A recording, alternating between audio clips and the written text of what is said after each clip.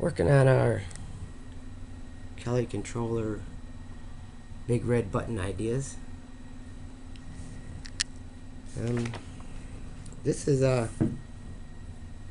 call it drawing C, but this is actually the way everything's set up without messing with anything, right out of the book.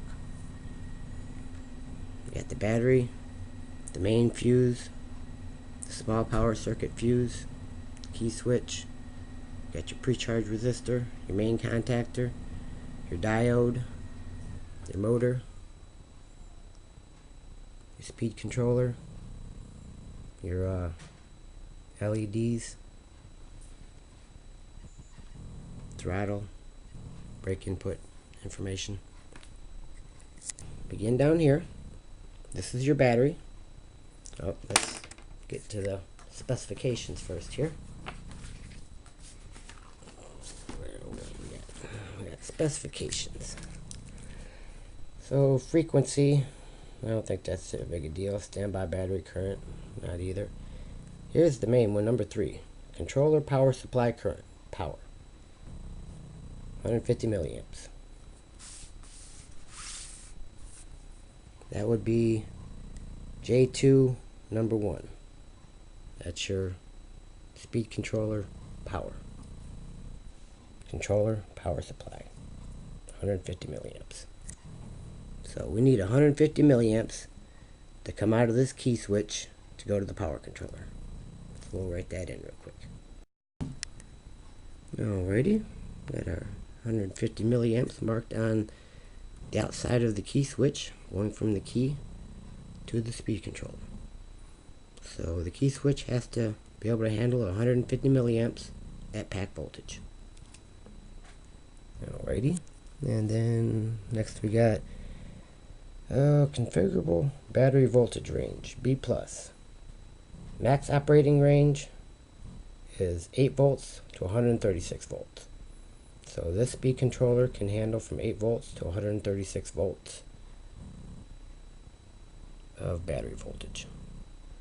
Then you got the throttle input information and this other information, but really doesn't, none of the specifications we need, but as for full disclosure, there it is. So back over to here, starting at our battery pack, like the specification said, anywhere between 8 volts to 136 volts. You're not going to go nowhere at 8 or 10 volts, but you know. For this situation, the motorcycle is running at 48 volts presently. So let's say we have a 48 volt battery.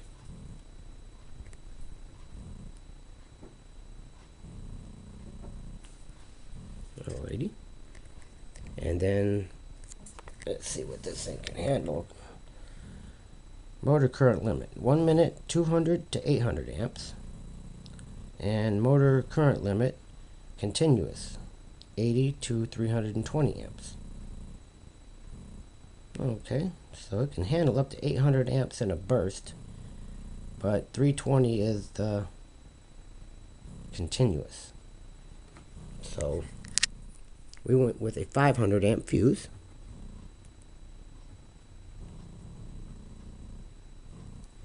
Alrighty. And then what's this fuse got to be? Alrighty, going back to our manual and specifications.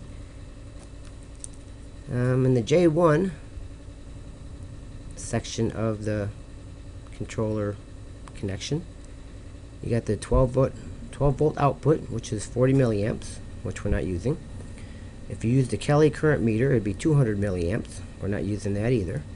And then the main contact driver, that's 2 amps. I think that's what we're trying to eliminate or not use either. That way we stop this 2 amp draw. Alarm to reverse beeper, 200 milliamps. We're not using that. Green LED running indication. Over here, according to this, it's 5 milliamps at 2 volts. Same with that. Okay.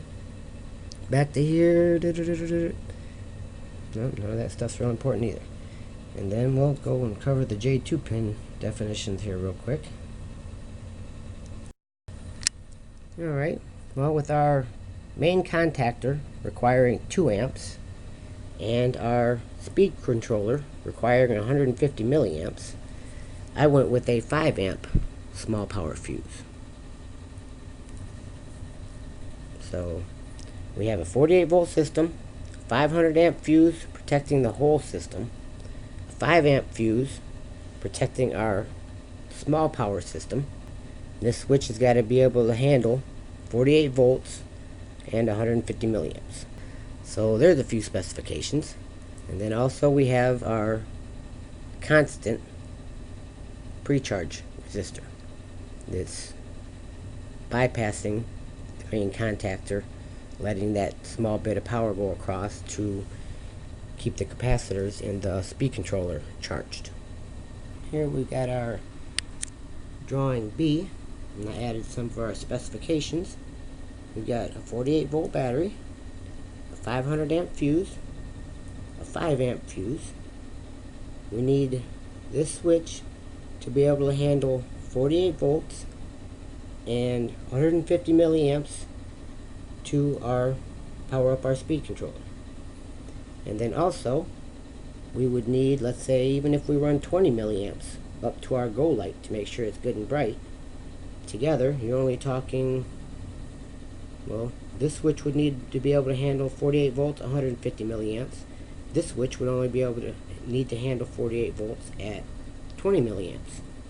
And then if you really wanted, the pre-charge circuit could be consistent or constant.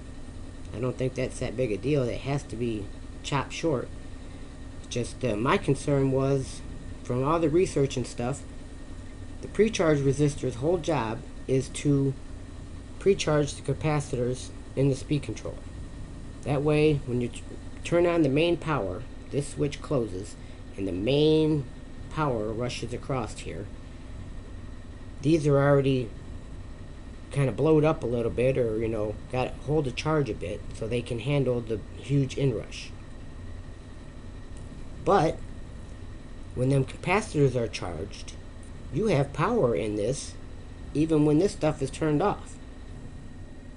So even in the manual it says that if you're going to work on something, you should discharge the capacitors, the power stored in the capacitors, before you do anything, so you don't fry yourself or the computer or the speed controller.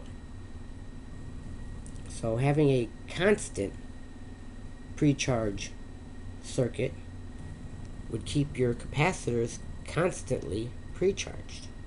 Whether that's good or bad is, I guess, to be researched.